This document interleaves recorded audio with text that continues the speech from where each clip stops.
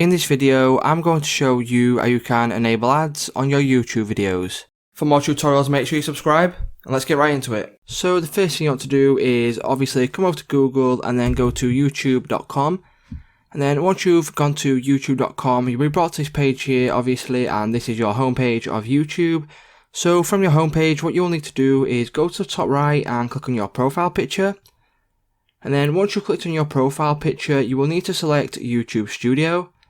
And then once you select YouTube Studio, you'll be brought to your channel dashboard, which is this page here. And from here, what you can do is simply come to the left hand sidebar here and select content. And then once you've selected content, what you can do from here is just hover over the video you want to monetize. So for example, I'll do it with this video here, and there will be a little $sign here, and it's obviously called monetization. So if you click on that, what that will do is it will open over the window up. And then from here, you can click on overlay ads, sponsored cards, and skippable video ads. So from here, what you can do is select all of these and put obviously monetization on.